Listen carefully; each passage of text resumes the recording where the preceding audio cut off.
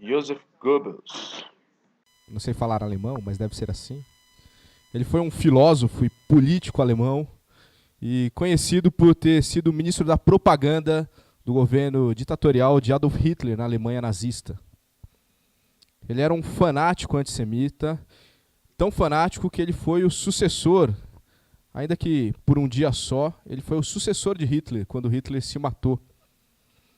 Uma de suas frases mais famosas, que talvez você já tenha ouvido, foi essa: uma mentira repetida 1000 vezes torna-se verdade. E com essa ideia em mente, então ele usou essa ideia, o que está contido nessa ideia, a favor do chamado Terceiro Reich. Então ele se valeu do rádio, do cinema, o que eram as principais mídias da sua época, para unir uma nação em torno de uma grande mentira. A raça ariana é superior a todas as outras. Ele repetiu várias vezes essa mentira, a ponto que uma nação acreditou nessa mentira. E nós sabemos que isso culminou com a chamada Segunda Grande Guerra, onde 47 milhões de pessoas, incluindo 443 brasileiros, morreram, fazendo dessa guerra a mais sangrenta da história. Mas será que essa frase é verdadeira? Uma mentira repetida 1000 vezes se torna uma verdade? Eu não creio. Eu creio que a verdade continuará sendo verdade mesmo se você não acreditar nela. A verdade continuará sendo verdade mesmo se ninguém disser mais.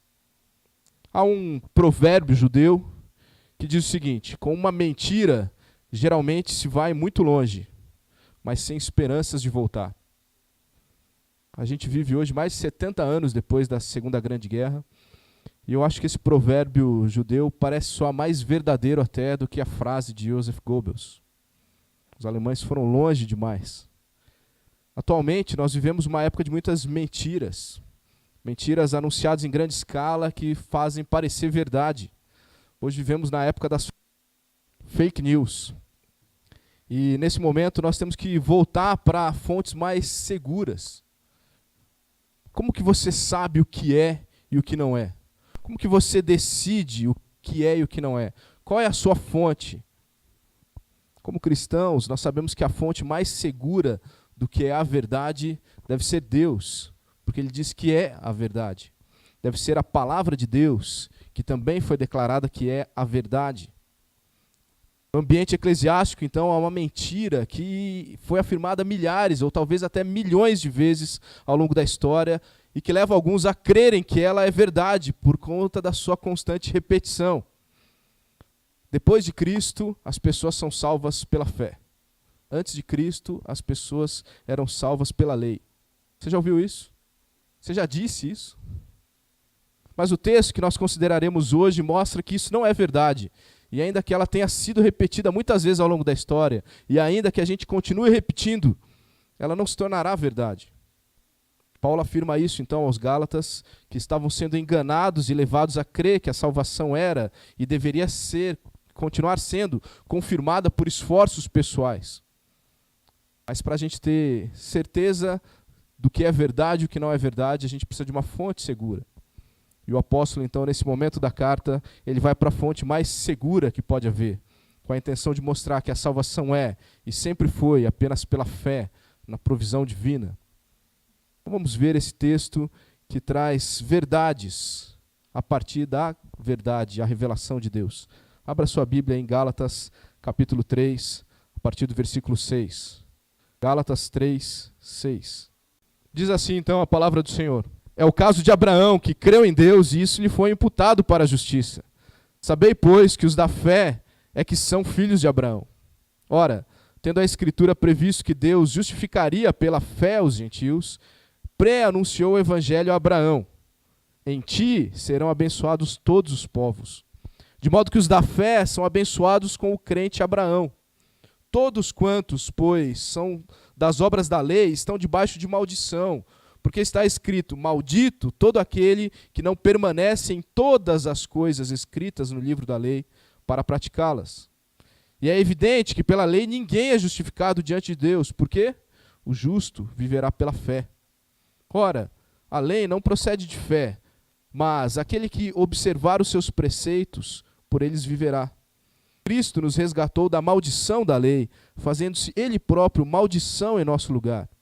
Porque também está escrito: maldito todo aquele que for pendurado em madeiro, para que a bênção de Abraão chegasse aos gentios em Jesus Cristo, a fim de que recebêssemos pela fé o Espírito prometido.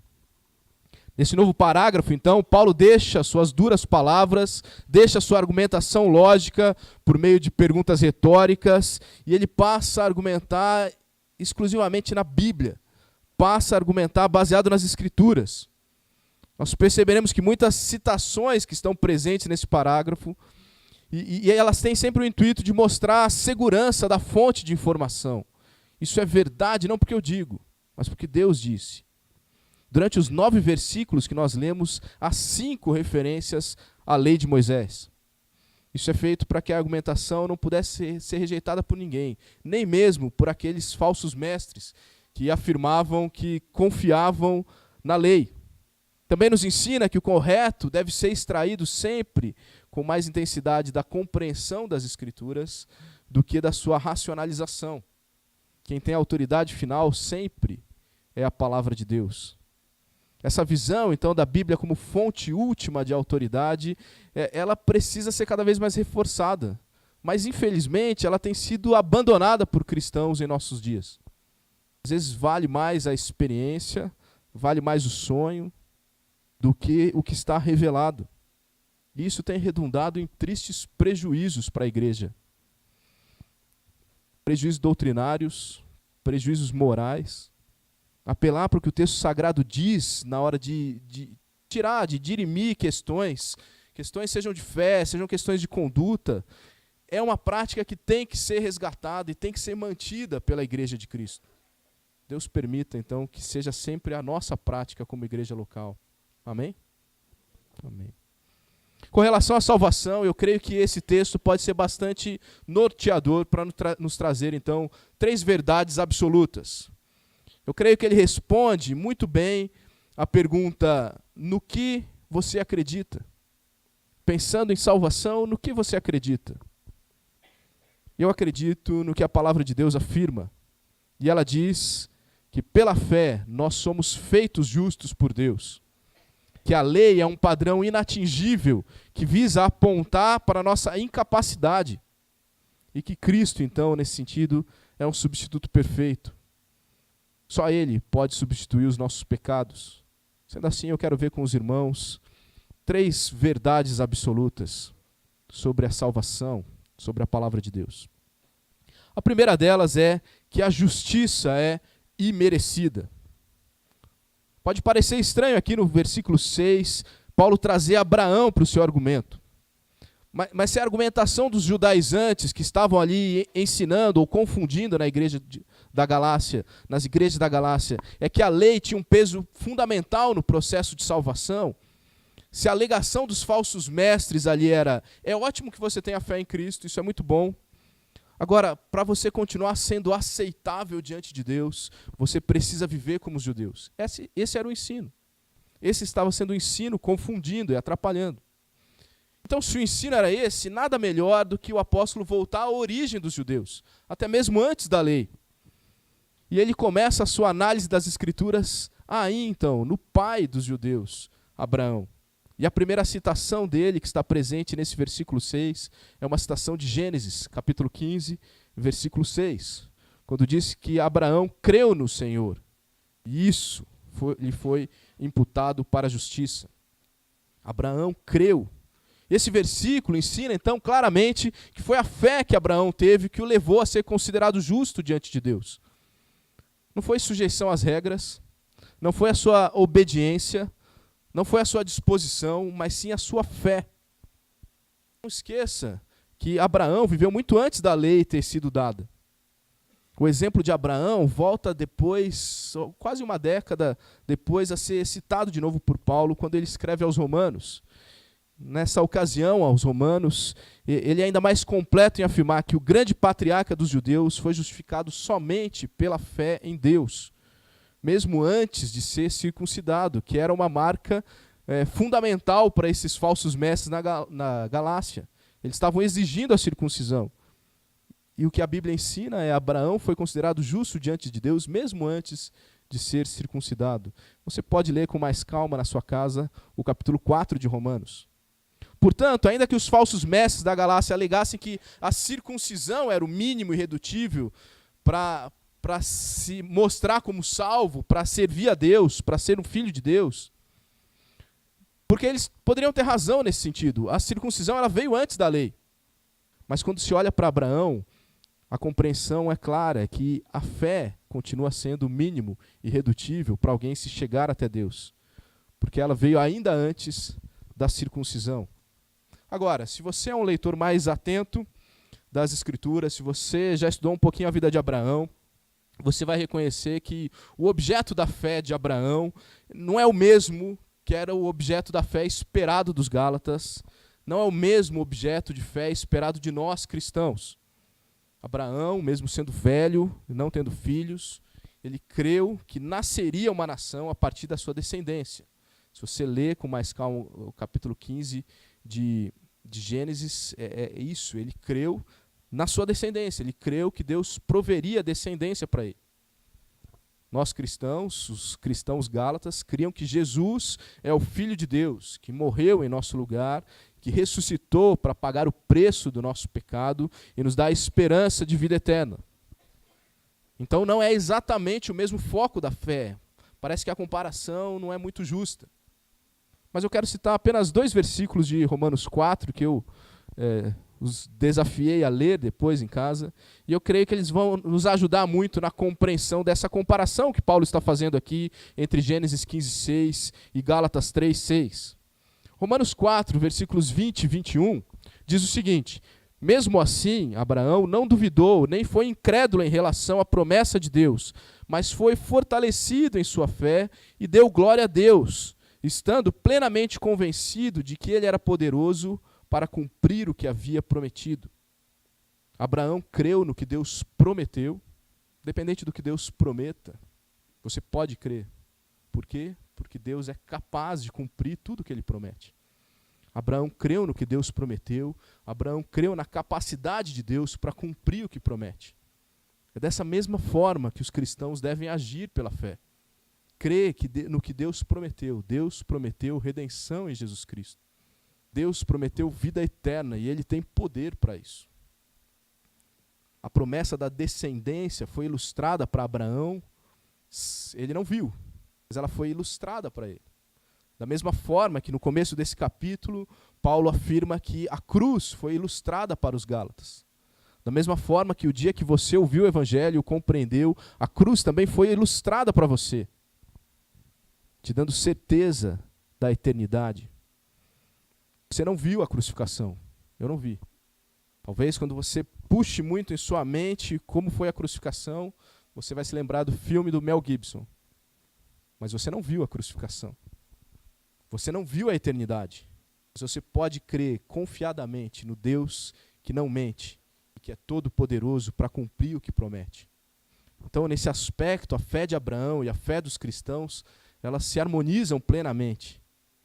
É sob esse ângulo que Paulo traça um paralelo entre os cristãos da Galácia, os cristãos aqui hoje de Extrema, e também Abraão. Porém, não podemos deixar de lado algo que é muito importante, ainda no versículo 6. A pergunta tão antiga, a pergunta do primeiro livro bíblico escrito, é mais uma vez respondida aqui. A dúvida de Jó, no versículo 2 do capítulo 9, como pode o homem ser justo para com Deus? Essa era a dúvida de Jó. Como pode o homem ser justo para com Deus? A resposta aqui, de novo, no versículo 6. A justiça de Deus é creditada ao homem que tem fé. A justiça de Deus é imputada ao homem que tem fé. A justiça de Deus é dada ao homem que tem fé. Ao afirmar que a justiça foi imputada, o apóstolo está lembrando que isso não era algo inerente a ele. Deus é quem atribui justiça. Deus é quem livra da condenação. Isso é diferente da religião tradicional. Na religião tradicional, você deve viver de uma forma justa para ser considerado justo. Essa é a religião tradicional. Você vive de acordo com as normas e você é considerado um bom religioso.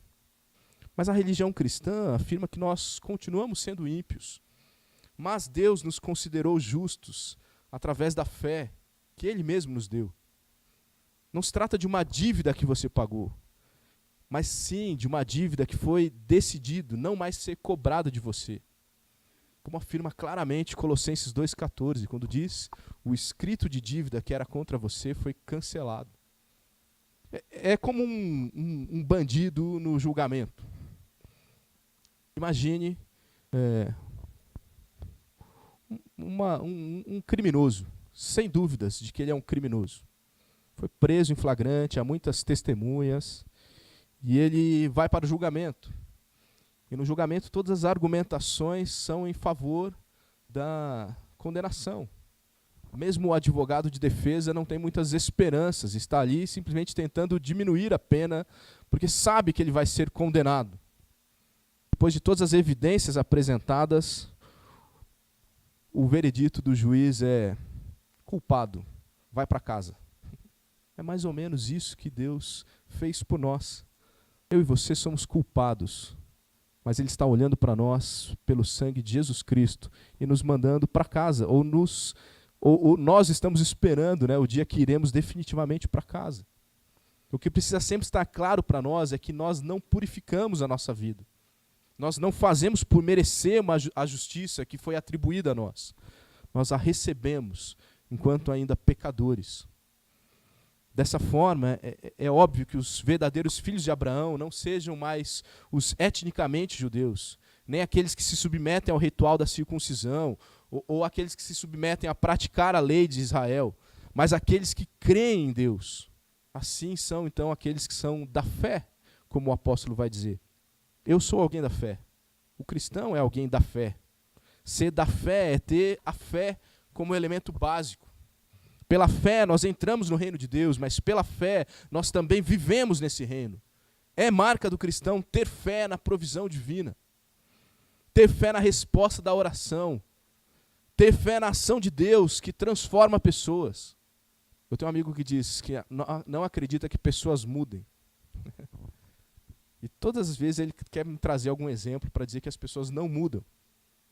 Minha resposta para ele sempre é, porque eu não quero entrar nessa discussão, mas a minha resposta sempre é: se eu não acreditar que as pessoas podem mudar, eu vou vender pastel. Porque o que eu vou fazer sendo pastor se eu não acreditar mais que as pessoas podem mudar? Eu acredito no Deus que muda pessoas, que transforma histórias. E agora, no começo do mês de dezembro, nós vamos ouvir um pouco algumas histórias de pessoas que estão para se tornar membros aqui dessa igreja. Justamente para a gente lembrar disso. Deus muda histórias, Deus transforma vidas. Mas há muitos cristãos que são, na verdade, muito incrédulos. Agem de uma forma muito cética. São pragmáticos, só acreditam naquilo que eles viram funcionando. Não têm certeza naquilo que não se vê, porque isso é a fé. Às vezes cobram fé do outro, mas não agem com fé. Buscam sempre ter o controle de tudo nas mãos. Quem é da fé trabalha, porque a Bíblia ensina trabalho. Mas quem é da fé confia, descansa. Conceito também muito importante para a gente compreender a palavra de Deus é o conceito da chamada revelação progressiva. O que é a revelação progressiva? Ela nos ensina que Deus foi aos poucos, paulatinamente, se revelando à humanidade. Então, por esse conceito, nós entendemos que Abraão conhecia mais de Deus do que Adão. Os apóstolos conheciam mais de Deus do que os profetas do Antigo Testamento. A igreja contemporânea, como nós, que temos toda a revelação de Deus, tudo que Deus quis revelar, nós conhecemos mais de Deus do que a igreja do primeiro século, onde a Bíblia ainda estava terminando de ser escrita. Então, algumas ações, algumas características, algumas afirmações de Deus, elas são melhor compreendidas ao longo do tempo. E elas são melhor compreendidas por nós hoje na era da igreja do que talvez no momento em que elas foram pronunciadas, anunciadas. Por exemplo, quando Deus diz lá para Adão e Eva, antes de expulsá-los do jardim, em Gênesis 3, o descendente da mulher ferirá a cabeça da serpente. Não sei o quanto que Adão e Eva compreenderam que um dia Deus nasceria, se faria homem, se encarnaria, nasceria de mulher, para com a sua morte e ressurreição dar o golpe definitivo no pecado. Hoje nós compreendemos isso. Mas eu não creio que Adão e Eva tiveram toda essa compreensão.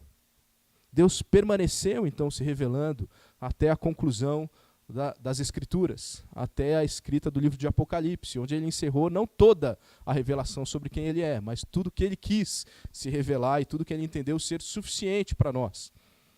Mas quando em Gênesis 12:3, Deus disse para Abraão, em ti serão benditas todas as famílias da terra, o que será que Abraão entendeu? O que será que os hebreus, recém-saídos do Egito, que leram, foram os primeiros que ouviram ou leram o livro de Gênesis, o que será que eles compreenderam? Parece que o nacionalismo judaico aponta para uma compreensão de que o mundo ideal é aquele que tem Israel no centro.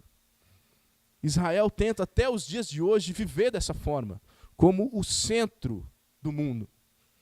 Mas Paulo está afirmando aqui no versículo 8 que essa declaração, na verdade, era um prenúncio do Evangelho. O que Paulo está afirmando aqui é que o mundo ideal é aquele que tem Jesus no centro. E é assim que a igreja deve viver. Em que sentido, então, todos os povos ou todas as famílias da terra seriam abençoados a partir de Abraão? A partir de Israel foram dadas promessas. De dentro de Israel houve a encarnação do Messias. A partir de israelitas surge a igreja, que continua com o plano divino de alcançar todos os povos da terra. Então, Abraão não tinha toda essa compreensão, mas agora Paulo está deixando claro aos Gálatas e todos os cristãos que viessem depois, inclusive nós hoje, todos os povos da terra serão benditos quando Jesus for o centro. Todo mundo pode ter bênção se Jesus for o centro da sua vida. Todas as bênçãos, todos os benefícios continuam centrados em Jesus e na fé em Jesus. Assim como Abraão recebeu o favor de Deus por ser um homem de fé, crendo firmemente na palavra e no poder de Deus, todos aqueles que tiverem esse tipo de fé, a mesma fé que Abraão, serão abençoados. Ter uma descendência numerosa não foi algo que Abraão fez por merecer. Na verdade, até o momento que ele recebeu a promessa, ele não foi capaz de ter um filho. Depois ele tentou dar o jeitinho dele e Deus disse, não é assim. Da mesma forma, sermos considerados justos diante de Deus não é algo que você fez por merecer. Não é algo que eu fiz por merecer. Ser considerado justo é algo imerecido. E essa é uma verdade absoluta. Mas Deus pode imputar a justiça sobre você pela fé. Pode creditar a justiça na sua conta pela fé. Essa também é uma verdade. Creia que Ele pode. Creia que Ele já proveu os meios para isso. E os meios são a morte e ressurreição de Jesus Cristo. A segunda verdade absoluta que eu queria considerar nessa noite é que a perfeição ela é inatingível. O versículo 10, então, traz um contraste que é fundamental para a gente compreender esse trecho. Se por um lado os da fé são abençoados, os das obras da lei são malditos, e aí está o contraste. Para comprovar, então, sua argumentação, mais uma vez o apóstolo vai se valer do quê? De uma citação bíblica. Nesse caso, então, Deuteronômio 27, 26, que diz, maldito aquele que não confirmar as palavras dessa lei, não as cumprindo, e todo o povo dirá, amém. Para tornar mais claro a citação, o apóstolo ele faz um acréscimo aqui em Gálatas. Ele acrescenta o verbo permanecer. A lei se torna maldição por apresentar um padrão que é inatingível. Ninguém pode atingir toda a lei, cumprir toda a lei. Ela é impossível de ser cumprida integralmente. Qualquer pessoa precisa entender que se quiser se fazer justo diante de Deus, ela tem que cumprir toda a lei e permanecer nela. Então não basta você circuncidar-se, não basta você comemorar a Páscoa, não basta você anualmente oferecer seus sacrifícios, não basta você oferecer seus dízimos. Se você quiser se tornar justo aqui diante de Deus, no Novo Testamento nós temos algumas leis também, algumas orientações, alguns mandamentos, né? Não basta você ter um procedimento ilibado. Não basta você ser reconhecido como alguém piedoso. Não basta você ser um fiel ofertante aqui na sua igreja local. Não basta você não faltar em nenhum culto. Você tem que fazer tudo isso todas as vezes, todos os dias. Isso é impossível. É impossível. Mas se assim não for, a pessoa estará colhendo juízo. A lei foi criada para mostrar a incapacidade humana de salvar-se a si mesmo, para que assim ela pudesse perceber a necessidade que tem de redenção. Então, a maldição da lei é estar sobre a reprovação e sob a ira de Deus, sujeito ao castigo coerente com essa incapacidade humana. E esse castigo nós sabemos qual é: a morte. O que você merece pela sua incapacidade de ser perfeito diante de Deus é a morte. Estar sob a maldição da lei é estar em inimizade com Deus, excluído das bênçãos da justificação pela fé e aguardando um castigo que é iminente.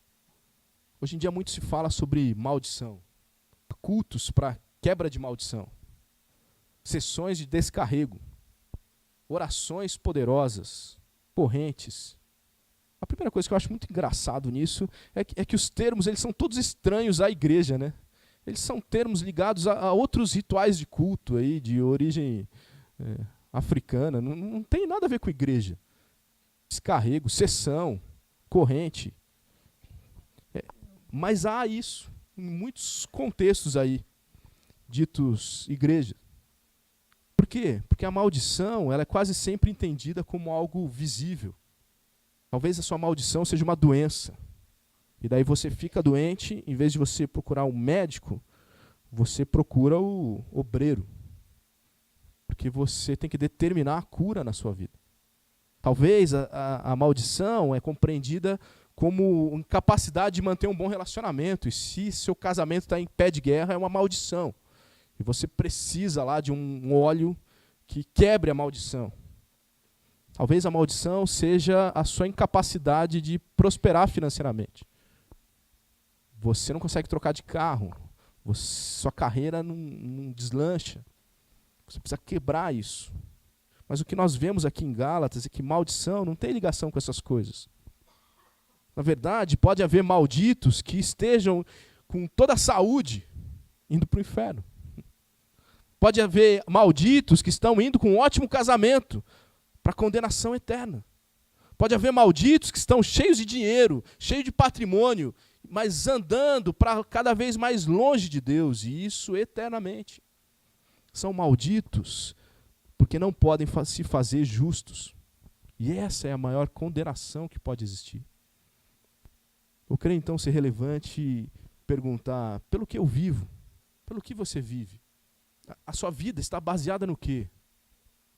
O que, se fosse tirado de você, faria com que a sua vida não tivesse mais sentido? Ter fé como a de Abraão traz bênção. Ter fé em si traz maldição. Perguntas como essa que eu fiz vão te ajudar a compreender. A fé está em Deus ou a fé está em você mesmo? A fé está na sua capacidade de prover? Talvez a Maiara já ouviu muito isso. Você está lá no CLD, trabalhando como missionária, como você tem fé em Deus, né? Você depende de Deus. Você no seu trabalho não depende, não? Você pode um dia sair para fazer umas marcações aí de trajeto, encontrar uma moto no meio do caminho. Você pode um dia planejar a sua agenda e a vesícula, que tem sido a moda aqui, né, na nossa igreja, tantas pessoas com problema de vesícula. E a vesícula impedir que você trabalhe. A sua fé está onde? Como disse Jesus lá em Mateus 16, 25, quem quiser salvar a sua vida, perderá. Mas quem perder a vida por minha causa, esse sim a encontrará. Mais uma citação, então, é feita no versículo 11, com a mesma intenção de continuar embasando a argumentação. Como quem diz, por que é óbvio que ninguém é justificado pela lei? Por que seria óbvio isso? Por que os Gálatas deveriam saber? Porque está escrito. Está escrito em Abacuque 2,4, o justo viverá pela fé. Por que é óbvio? No caso do profeta Abacuque, ele está respondendo uma pergunta: como Deus, sendo santo e justo, pode usar ímpios para castigar o seu povo? A resposta de Deus, então, para Abacuque, que Abacuque anuncia para o povo é: um dia o ímpio vai ser justamente punido, fique tranquilo. Mas o justo será preservado pela sua fé. Paulo compreendeu isso muito bem. Compreendeu esse princípio e diz: somente a fé pode livrar alguém do castigo. Somente a fé pode livrar alguém do castigo eterno. E é interessante que com duas citações, nos versículos 10 e 11, o apóstolo ele traz a ideia da completude da revelação. Toda a revelação que existia de Deus até aquele momento. Lembre-se que Gálatas foi a primeira carta paulina. Muito pouco do Novo Testamento já tinha sido escrito. E do que já tinha sido escrito, muito pouco era conhecido ainda pelas igrejas. Então a Bíblia deles continuava sendo o nosso Antigo Testamento. No versículo 10 ele cita a lei. No versículo 11 ele cita um profeta. Para deixar claro, a lei e os profetas, o Antigo Testamento, anunciam a salvação pela fé. O propósito da lei sempre foi a condenação e não a salvação. Então, para concluir o seu raciocínio, o versículo 12 apresenta uma terceira citação. Levítico 18:5. Portanto, os meus estatutos, os meus juízos guardareis. Cumprindo-os, o homem viverá por eles. Eu sou o Senhor. Assim como Abacuque informa que o justo viverá pela fé, visto que pela lei só é possível viver se houver a observância total dela, o que é humanamente impossível. O versículo 12, então, fecha o raciocínio, mostrando a superioridade do evangelho verdadeiro. Ele é muito superior ao que vinha sendo anunciado pelos falsos mestres ali da Galácia. O evangelho verdadeiro ele é muito superior a qualquer evangelho raso que possa ser anunciado em igrejas por aí. O evangelho verdadeiro ele é superior porque só ele pode conduzir a bênçãos eternas. O falso evangelho conduz à maldição. Você é justificado somente pela sua fé, pela escolha divina. Esse trecho também nos ensina, então, que os que buscam cumprir com usos, com costumes, eles já têm nisso mesmo a sua recompensa. Lembra do caso dos hipócritas citados por Jesus ali no Sermão do Monte? Eles dão esmolas de uma forma pomposa, de uma forma chamativa. Eles oram em voz alta, oram de uma forma rebuscada. Os hipócritas jejuam de um modo que eles possam demonstrar o seu sofrimento para as pessoas, sua autopenitência. E o que Jesus diz sobre eles? Eles já tiveram a sua recompensa, porque eles deram esmola para que vocês aí vissem, não para que Deus percebesse. Eles oram não a Deus, eles oram discursando aí para vocês. Eles jejuam para parecer piedosos para vocês que estão olhando. Nisso já está a recompensa. Vivem de aparência de piedade, não da fé. Podem até parecer alguma coisa, mas de fato não são. E você? E eu? Porque vivemos como vivemos.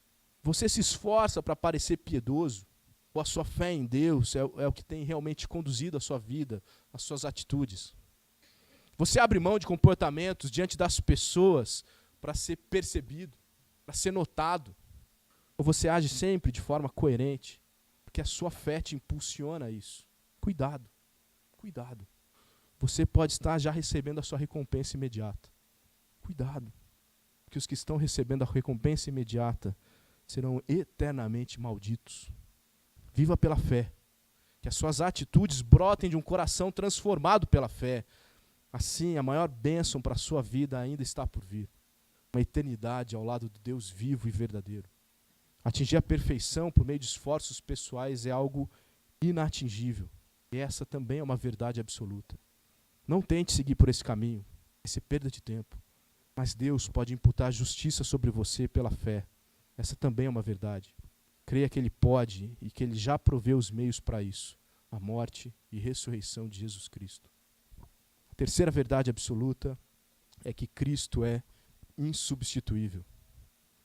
A última verdade acaba por ser uma consequência das duas anteriores. Porque se há uma perfeição que é inatingível humanamente, e ainda assim Deus opta por praticar uma justiça que é imerecida pela humanidade, então alguém demonstrará a perfeição necessária. Alguém precisa pagar o custo, o preço dessa justiça. O juiz não pode simplesmente dizer, você é culpado e vai para casa.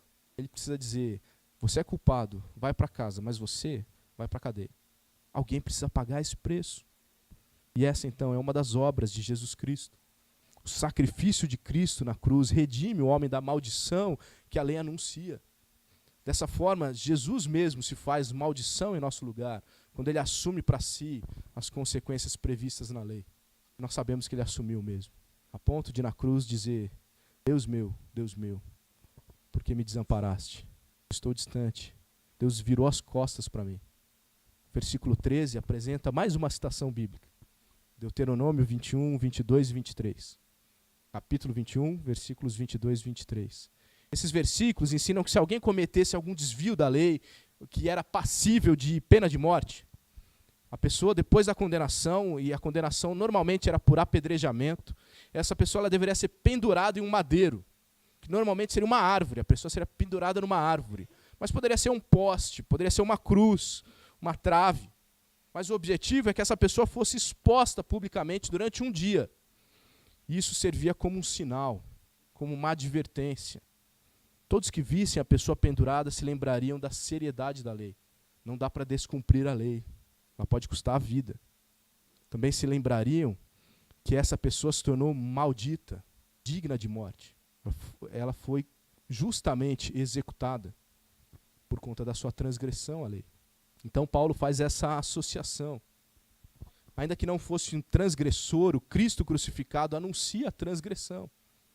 Pendurado no madeiro, Cristo experimentou a maldição da rejeição divina. Essa cena, esse ato, ele humilha, porque ele nos lembra que aquele lugar era nosso. Se você não olha para a cruz e pensa, ali tinha que estar o Samuel, você não compreendeu a justificação. Essa cena demonstra amor, porque nos lembra que a decisão de ser pendurado, mesmo que seja injustamente, a gente sabe que foi injustamente, foi uma decisão espontânea.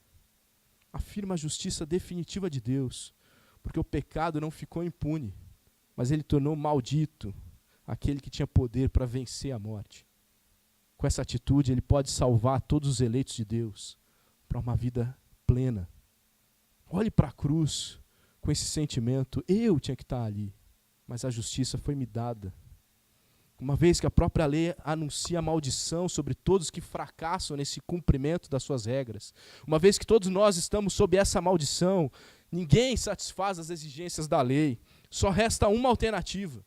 Jesus nos resgatou da maldição da lei, fazendo-se Ele próprio maldito em nosso lugar.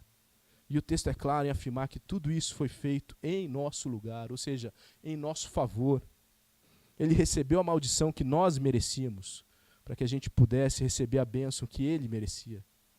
Nossos pecados e maldição são entregues, são imputados a Ele. A sua justiça, bênção, espírito são entregues, são imputados a nós. Jesus foi e é insubstituível, que ninguém mais poderia fazer o que Ele fez por nós. Por isso mesmo, o apóstolo João, quando tem a sua visão apocalíptica, e a pergunta que está no ar é: quem é digno? Estamos aqui com o livro dos escolhidos de Deus, o livro da vida. Quem é digno de abrir esse livro? E a resposta de Apocalipse 5:9 é que Jesus é digno de tomar o livro, de abrir os selos, porque Ele morreu e com o próprio sangue comprou para Deus os que procedem de toda tribo, língua, povo e nação. Qual a importância de você compreender isso? Quero pegar emprestado as palavras de Tim Keller, no seu livro Fé na Era do Ceticismo, quando ele diz assim, o fato de que Jesus tinha de morrer por mim, me fez humilde, me libertou do orgulho. O fato de Jesus ter se alegrado em morrer por mim, me tranquilizou, me libertou do medo. Humildade e tranquilidade são as respostas apropriadas para quem compreendeu que Cristo é insubstituível. Mesmo em ambientes cristãos, eu continuo ouvindo sobre cristãos orgulhosos, presunçosos. Se você é um desses, lembre-se que aquela cruz era para você. Você não merecia vida eterna. Você não fez nada para conquistar ela. Se dependesse de você, na verdade você nunca nem pensaria em Deus. Ponha-se no seu lugar. Viva de forma mais humilde. Considere o outro superior a você. Eu também vejo e ouço sobre cristãos que vivem com medo, caminham com temor de serem punidos, de perderem a sua salvação a qualquer passo errado. Se você é um desses, lembre-se que você não pode perder o que você não conquistou. Não tem como você perder o que você não conquistou. A injustiça foi imputada sobre você, foi colocada sobre você, foi implantada em você. Viva com tranquilidade. Viva uma vida de gratidão, devoto ao Deus Salvador. Só um poderia te substituir na morte, ele já fez. A você cabe apenas o papel de crer.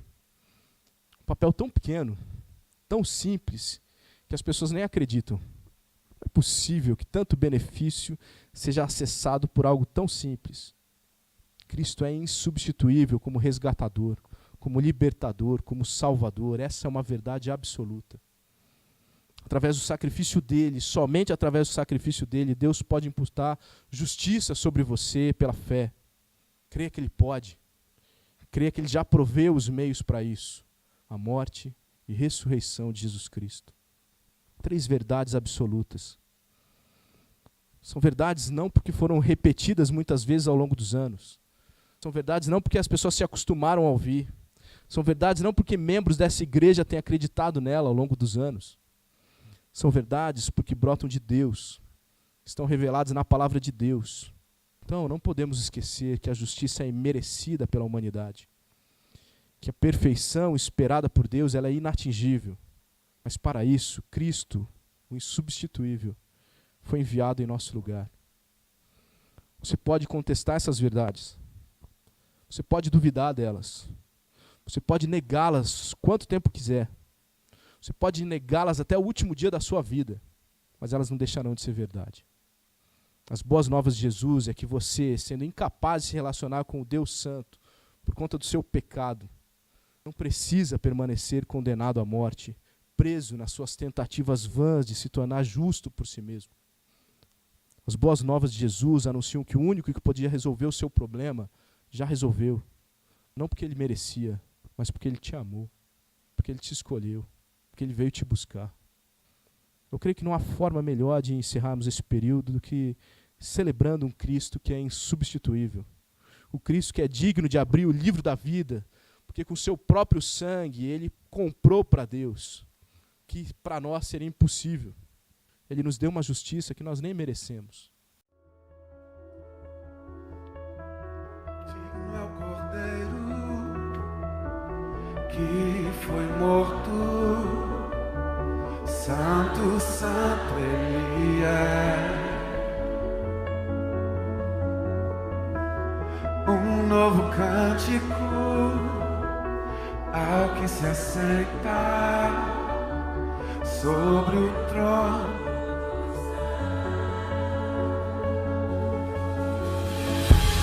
Santo, santo, santo, Deus Todo-Poderoso, que era, é e há de vir.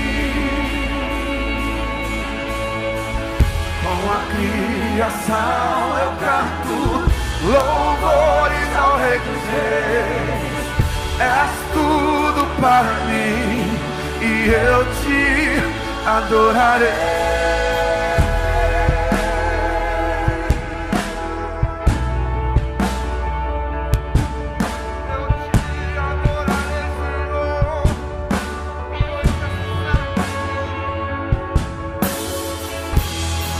Maravilhado,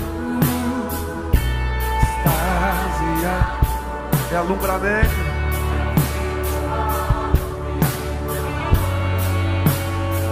Oh, Senhor. Jesus, teu nome é força, é fôlego de vida, misteriosa água viva. Santo, santo, santo, Deus Todo-Poderoso, que era, é e há de vir. Com a criação eu canto louvores ao Rei dos Reis. És tudo para mim e eu te adorarei.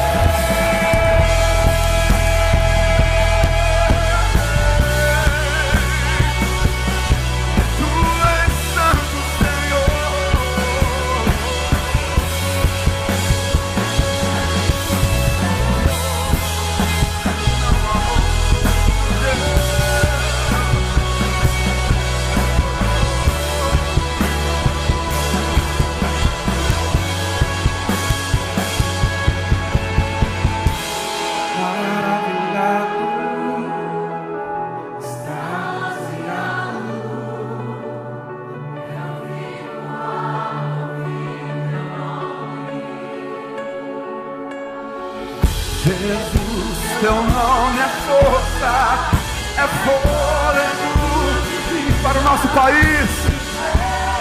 Se Ele é, a nossa esperança tem o nome de Jesus Cristo, Senhor. Santo, Santo, Santo, Deus Todo-Poderoso, que era, é e há de vir. Com a criação eu canto louvores ao Rei dos Reis. É tudo para mim e eu te adorarei.